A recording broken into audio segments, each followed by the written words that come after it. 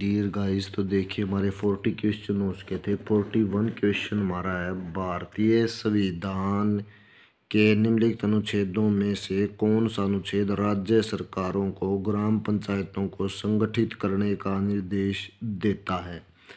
तो भाई भारतीय संविधान का अनुच्छेद जो 40 है वो राज्य सरकारों को ग्राम पंचायतों को संगठित करने का निर्देश देता है। कौन सा अनुच्छेद 40।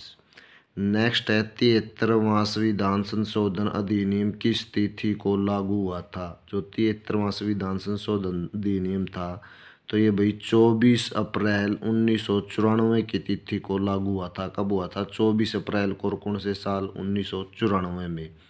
नेक्स्ट है पंचायत के चुनाव कराने हेतु निर्णय किसके द्वारा लिया जाता है। तो किसके द्वारा लिया जाता भैया?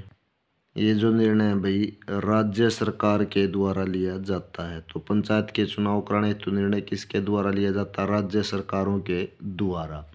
नेक्स्ट देखो 73वें संविधान संशोधन द्वारा 11वीं अनुसूची में पंचायती राज संस्थाओं को कितने कार्य सौंपे गए हैं। तो जो 73वां संविधान संशोधन है उसकी कौन सी भाई 11वीं अनुसूची के द्वारा किसे पंचायती राज संस्थाओं को कार्य सौंपे गए हैं। तो इन कार्यों की संख्या कितनी है? 29, यानी कितनी? 29 इनकी संख्या है। नेक्स्ट है 73वें संविधान संशोधन द्वारा पंचायती राज संस्थाओं के लिए किस तरह के चुनाव का प्रावधान किया गया है। तो 73वें संविधान संशोधन द्वारा पंचायती राज संस्थाओं के लिए प्रत्यक्ष एवं गुप्त मतदान चुनाव का प्रावधान किया गया। हमारी जो चुनाव प्रक्रिया कैसी है भाई? वो प्रत्यक्ष व गुप्त मतदान की प्रक्रिया के द्वारा चुनाव होते हैं। नेक्स्ट है निम्नलिखित में से कौन पंचायती राज संस्था नहीं है। तो जिला परिषद, पंचायत समिति, ग्राम पंचायत। तो पंचायती राज संस्था भाई वो कौन सी नहीं है? नगर परिषद। क्या भाई? नगर परिषद पंचायती राज संस्था नहीं है। तो पंचायती राज संस्था को हम 3 भागों में बांटते हैं, जिला परिषद, पंचायत समिति और ग्राम पंचायत। नेक्स्ट देखो पंचायती राज प्रदान करता है। तो पंचायती राज क्या प्रदान करता है भाई? पिछड़े क्षेत्रों का कृषि विकास, स्थानीय स्तर पर लोकतांत्रिक प्रकाशन, ग्रामीण स्तर पर उचित राजस्व का संचालन या देहाती क्षेत्रों में शिक्षा का फैलाव। तो जो पंचायती राज है भाई उस क्या प्रदान करता है? स्थानीय स्तर पर लोकतांत्रिक प्रकाशन, यानी जो निचला स्तर है सबसे स्थानीय स्तर है उस पर क्या है? लोकतांत्रिक प्रकाशन प्रदान करना किसका उद्देश्य है? पंचायती राज का। पंचायती राज का प्रधान लक्ष्य है, यानी मुख्य लक्ष्य क्या भाई? सबसे मुख्य लक्ष्य है जो वो है ग्रामवासियों में शक्ति का विकेंद्रीयकरण, यानी जो ग्रामवासियों में क्या शक्ति का विकेंद्रीयकरण, यानी शक्तियों का बंटवारा करना। नेक्स्ट क्वेश्चन देखो पंचायतों में महिलाओं के आरक्षण का बीड़ा सर्वप्रथम किसने उठाया था। तो पंचायतों में महिलाओं के आरक्षण का जो बीड़ा भाई सबसे पहले किसने उठाया था? राजीव गांधी ने। किसने उठाया था? राजीव गांधी ने। देश में त्रिस्तरीय पंचायती राज व्यवस्था को किन राज्यों में सर्वप्रथम अपनाया गया था। देश में त्रिस्तरीय पंचायती राज व्यवस्था को सर्वप्रथम राजस्थान एवं आंध्र प्रदेश में अपनाया गया था। यानी 3 स्तर पर पंचायत की जो व्यवस्था की गई है सबसे पहले कहाँ पर अपनाया गया था? इसे राजस्थान एवं आंध्र प्रदेश में। नेक्स्ट है देश के ग्रामीण क्षेत्रों के सामाजिक एवं सांस्कृतिक उत्थान के लिए सामुदायिक विकास कार्यक्रम कब प्रारंभ किया गया। यानी देश के ग्रामीण क्षेत्रों के सामाजिक एवं सांस्कृतिक उत्थान के लिए जो सामुदायिक विकास कार्यक्रम था भाई वो 2 अक्टूबर 1952 को प्रारंभ किया गया। कब किया गया? 2 अक्टूबर, यानी 2 अक्टूबर 1952 को। नेक्स्ट है सामुदायिक विकास कार्यक्रम का मुख्य उद्देश्य है। तो सामुदायिक विकास कार्यक्रम का मुख्य उद्देश्य क्या है भाई? इसमें फर्स्ट ऑप्शन दिया हुआ जरूरतमंदों को पदार्थों तथा सेवाओं का विवरण है, पिछड़े समुदायों की समस्याओं का समाधान।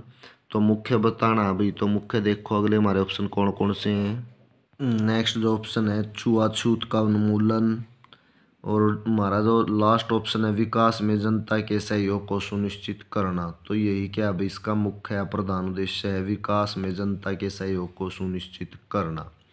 सर्वप्रथम लोकतांत्रिक विकेंद्रीकरण का सुझाव दिया था। तो सबसे पहले जो लोकतांत्रिक विकेंद्रीकरण का सुझाव किसके द्वारा किया गया था भाई? बलवंत राय मेहता के द्वारा। किसके द्वारा? बलवंत राय मेहता के द्वारा सबसे पहले लोकतांत्रिक विकेंद्रीकरण का सुझाव दिया गया था। लोकतांत्रिक विकेंद्रीकरण की योजना प्रस्तुत करने वाली समिति है राष्ट्रीय विकास परिषद, योजना आयोग, सादिक अली समिति या बलवंत राय मेहता समिति। तो कौन सी समिति है भाई? ये है बलवंत राय मेहता समिति। नेक्स्ट क्वेश्चन देखो, पंचायती राज की अनुशंसा की गई। तो पंचायती राज की अनुशंसा की गई किसके द्वारा की गई थी भाई? ये की गई थी बलवंत राय मेहता समिति द्वारा। और ये जो समिति थी ये कब आई थी? 1957 में। वो कब की गई थी? 1957 में पंचायती राज की अनुशंसा बलवंत राय मेहता समिति के द्वारा की गई थी। नेक्स्ट क्वेश्चन है, भारत में त्रिस्तरीय पंचायती राज तंत्र की सिफारिश की थी। तो जो भारत में 3 स्तर पर पंचायती राज की सिफारिश भी किसके द्वारा? बलवंत राय मेहता समिति के द्वारा की गई थी कि जो पंचायती राज है वो 3 स्तरों पर होना चाहिए। नेक्स्ट है, बलवंत राय मेहता समिति ने किसको अधिक शक्तिशाली बनाने का सुझाव दिया था? तो बलवंत राय मेहता समिति ने किसको अधिक शक्तिशाली बना, ये जो सुझाव दिया था भाई बलवंत राय समिति ने कि जो ग्राम पंचायतें हैं उनको क्या अधिक शक्तिशाली बनाने का सुझाव दिया था। स्थानीय सांसद और विधायक किसके पदेन सदस्य होते हैं? स्थानीय सांसद और विधायक किसके पदेन सदस्य होते हैं? जिला परिषद के। स्थानीय सांसद और विधायक किसके भाई? जिला परिषद के पदेन सदस्य होते हैं। नेक्स्ट है, पंचायती राज के चुनाव में राजनीतिक दलों को खुले तौर से चुनाव चिन्हों के आधार पर भाग लेने देने का सुझाव किस समिति ने दिया था? क्वेश्चन देखो दोबारा नु कि पंचायती राज के चुनाव में राजनीतिक दलों को खुले तौर से चुनाव चिन्हों के आधार पर भाग लेने देने का सुझाव कौन सी समिति के द्वारा किया गया था भाई? ये अशोक मेहता समिति के द्वारा। नेक्स्ट क्वेश्चन है, बलवंत राय मेहता समिति ने किसको अधिक शक्तिशाली बनाने का सुझाव दिया था? तो बलवंत राय मेहता समिति ने किसको? पंचायत समिति को सबसे अधिक शक्तिशाली बनाने का सुझाव दिया था। किसको भाई? पंचायत समिति को बलवंत राय मेहता समिति ने।